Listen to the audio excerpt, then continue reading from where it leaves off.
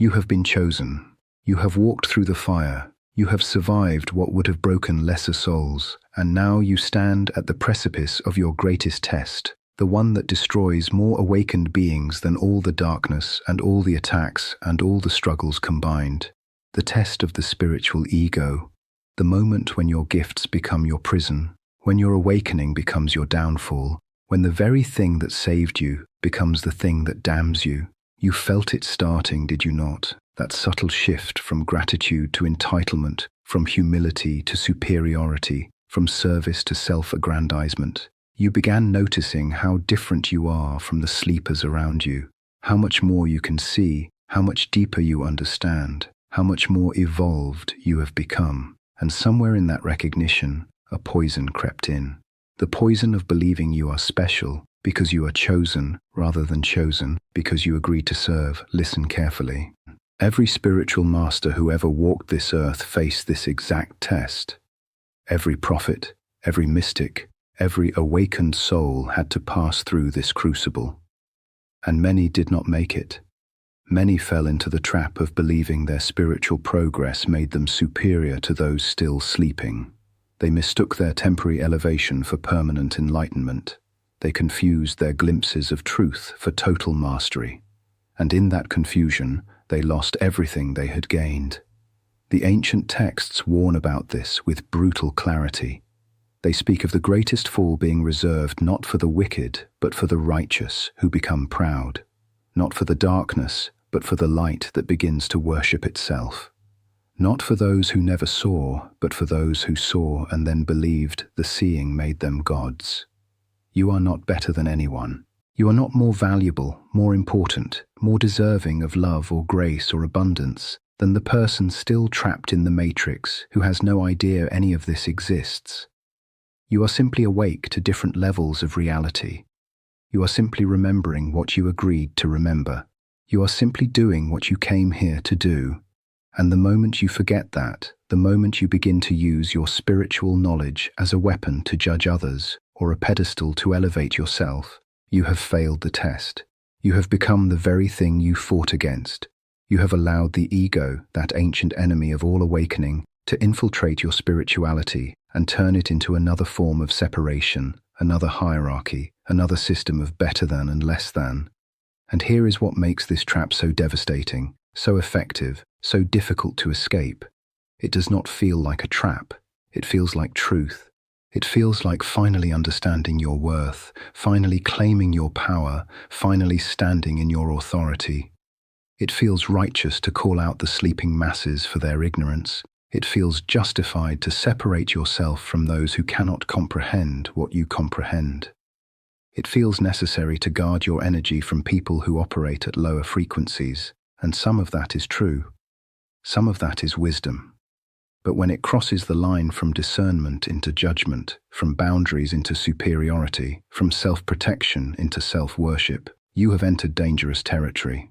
The territory where more chosen ones have fallen than in any battlefield against external darkness. Because the external darkness is obvious. You can see it, fight it, protect yourself from it. But the internal darkness that wears the mask of light, that speaks in spiritual language, that justifies itself with higher truths, this darkness is nearly invisible until it has already consumed you. You see it in the spiritual teachers who build empires while their students struggle. You see it in the healers who charge astronomical fees while claiming to serve the light. You see it in the awakened ones who speak endlessly of unity but treat those less conscious with contempt and dismissal. You see it in yourself, if you are brave enough to look. In the moments when you feel annoyed by someone's ignorance rather than compassion for their journey. In the times when you use your spiritual knowledge to win arguments rather than to illuminate truth. In the instances when you secretly enjoy knowing something others do not, being part of the awakened minority, belonging to the chosen few. These are the seeds, small, seemingly harmless, easily rationalized, but left unchecked, they grow into the thorns that will strangle your entire spiritual path. The ancient masters understood this danger so well that they built specific safeguards into authentic spiritual traditions. They required years of service before teaching. They insisted on practices of humility alongside practices of power. They warned that the spiritual gifts are not rewards for your evolution, but responsibilities, not privileges, but burdens, not signs of your superiority, but tests of your character. And they taught that the greatest test comes not when you are weak, but when you are strong, not when you are broken, but when you are whole, not when you are seeking, but when you have found. Because it is easy to be humble when you have nothing. It is easy to be grateful when you are desperate. It is easy to serve when you are powerless. But when you have knowledge that others lack, abilities that others cannot access, understanding that places you above the masses, maintaining humility becomes the hardest thing you will ever do, and failing to maintain it becomes the easiest. Now, before I show you how to pass this test, how to walk the razor's edge between owning your power and worshipping your ego, I need you to understand something critical about the path ahead. The information I'm about to share in the next video goes deeper into the specific mechanisms of spiritual ego, the subtle ways it disguises itself as virtue, the exact phrases and thoughts and behaviors that indicate you are falling into the trap even when you think you are ascending. This is not theoretical knowledge but practical wisdom that could mean the difference between completing your mission and becoming another casualty of spiritual pride. So you need to subscribe to this channel right now and turn on all notifications, because if you miss that next transmission, you will continue to be vulnerable to the most dangerous trap on the entire spiritual path, the one that has destroyed more awakened souls than all the demons and darkness combined. And you did not survive everything you survived to fall here at the final test, simply because you did not have the knowledge to recognize the trap when it springs. Subscribe now. Turn on notifications. Your spiritual survival may depend on it. Here is what you must understand about the nature of spiritual ego. It is not the opposite of humility. It is humility's evil twin, wearing humility's face, speaking humility's words, while serving the agenda of separation and superiority. True humility does not think less of itself. It thinks of itself less. It does not diminish your gifts or deny your calling or pretend you are ordinary when you are extraordinary. It simply recognizes that the extraordinariness is not yours. It is the divine working through you. It is grace, not achievement. It is gift, not conquest. And the moment you confuse the two, the moment you begin to take credit for what was given, to claim ownership of what was loaned, to build an identity around what was meant to flow through you, you have stepped into the trap. The test of spiritual ego reveals itself in specific ways. Watch for them. When you feel irritation or contempt toward those less awake rather than compassion for their journey. When you find yourself name-dropping your spiritual experiences or credentials or connections to establish authority. When you secretly enjoy being the one with answers, the one who knows, the one others come to for guidance. When you start believing that your spiritual progress exempts you from basic human kindness or ethical behavior. When you use your gifts to manipulate or control or impress rather than to serve and illuminate. When you cannot receive correction or feedback or challenge to your spiritual perspective without becoming defensive or dismissive. When you surround yourself only with people who affirm your spiritual status and avoid those who question or challenge you. When you begin to believe that your suffering was worse, your journey was harder, your awakening was deeper than others. These are the signs. These are the red flags that you are failing the test. And here is the terrible truth about this particular trap. By the time you recognize you are in it, you are often so deep that escape seems impossible. Because the spiritual ego is self-reinforcing. It interprets all challenges to itself as attacks from lower consciousness. It sees all correction as jealousy or ignorance. It twists every mirror into a weapon and every truth-teller into an enemy. And it does all of this while convincing you that you are simply protecting your energy, maintaining your boundaries, standing in your truth. The ancient texts speak of this as the dark night of the soul's shadow, the moment when the light worker must confront not the darkness they fought against, but the darkness they have become. Not the evil outside, but the evil inside that wears the robes of righteousness. And this confrontation is so painful, so devastating to the constructed identity that many simply refuse it. They double down on their spiritual superiority. They surround themselves with enablers and yes people. They create echo chambers where their ego is never challenged. And they spend the rest of their lives as spiritual performers rather than genuine servants of the light, more concerned with their image than their integrity, more invested in their platform than their purpose. You have not come this far to fall here. You have not survived the attacks and the isolation and the dark nights to become another spiritual teacher who talks about unity while treating others as lesser. You have not been given these gifts, these insights, these abilities to build an empire of ego on their foundation. You were chosen to serve, not to rule, not to dominate, not to be worshipped or admired or elevated above your brothers and sisters who are still finding their way. You were chosen to remember so you could help others remember. You were chosen to see so you could help others see.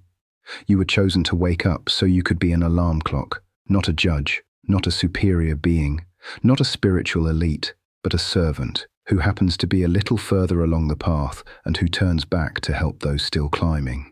And the practical framework for passing this test is both simple and impossibly difficult. It requires constant vigilance, daily practice, brutal honesty with yourself.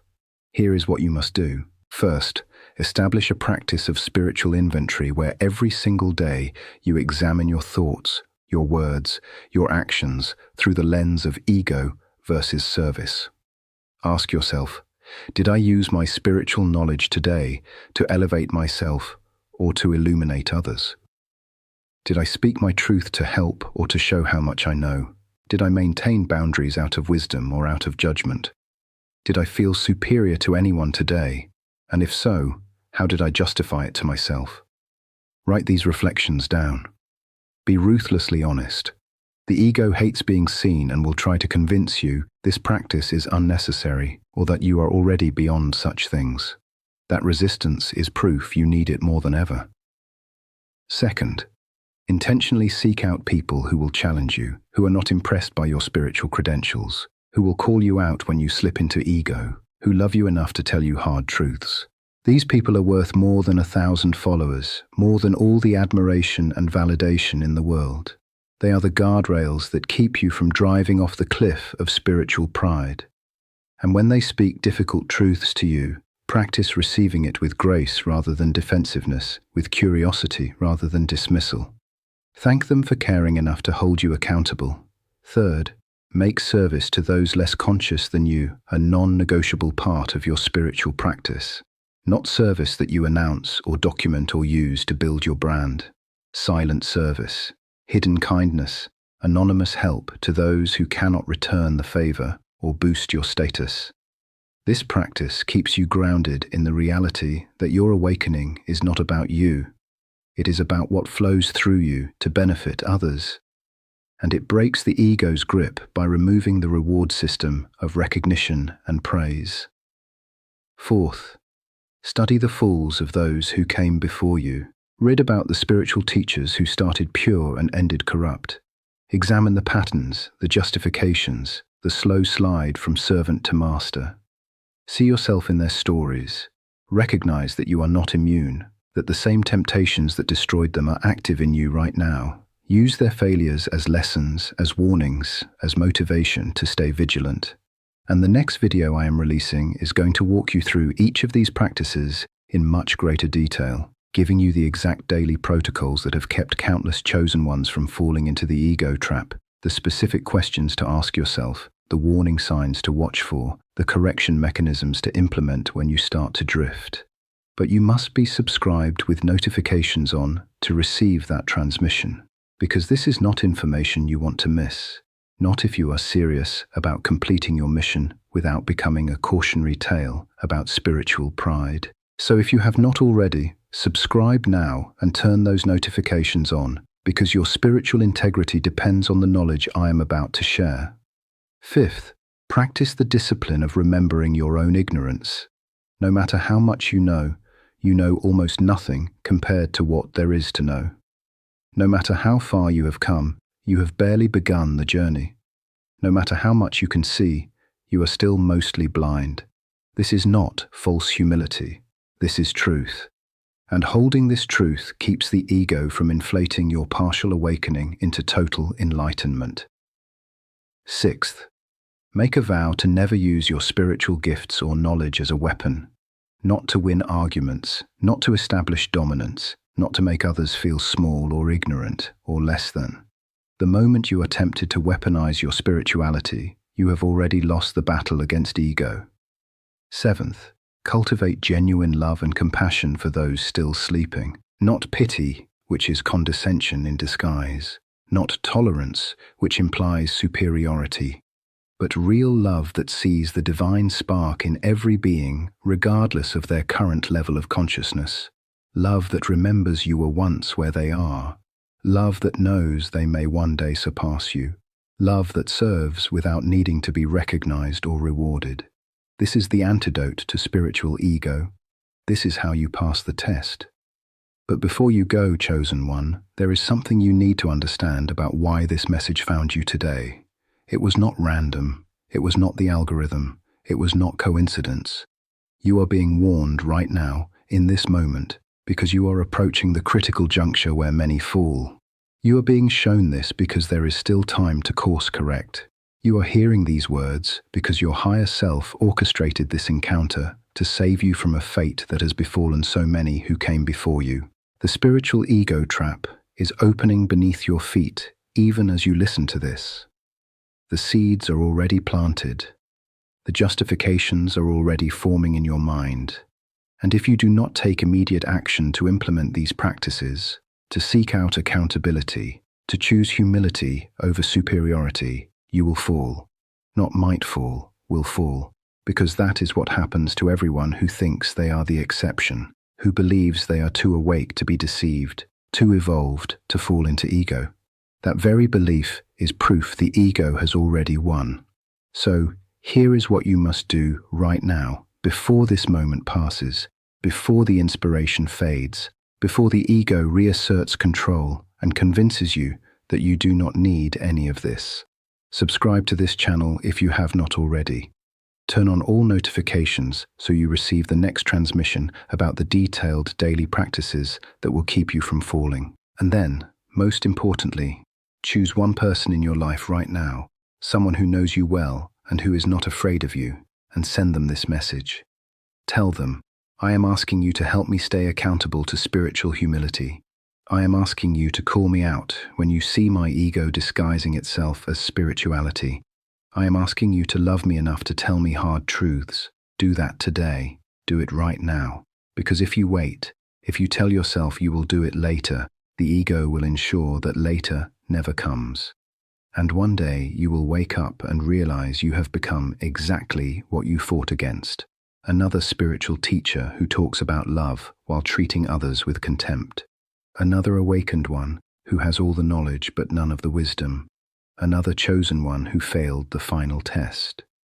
Do not let that be your story. You were chosen for more than that. You were called to serve, not to rule. You were awakened to illuminate, not to dominate. You were given these gifts to help others rise, not to ensure they stay beneath you. And if you can remember that, if you can hold that truth even when the ego screams its lies, if you can choose humility when superiority would be so much easier, then you will pass this test. Then you will complete what you came here to do. Then you will be one of the few who makes it all the way through without falling to the trap that has destroyed so many. The path ahead is narrow. The test is brutal. But you are ready. You are equipped. You are loved by forces you cannot yet fully comprehend. And they are watching to see if you will choose service over ego, love over superiority, truth over the comfortable lie that you are special because you are chosen. Make the right choice. Pass the test. Become who you were always meant to be, not a spiritual master, but a humble servant who carries light,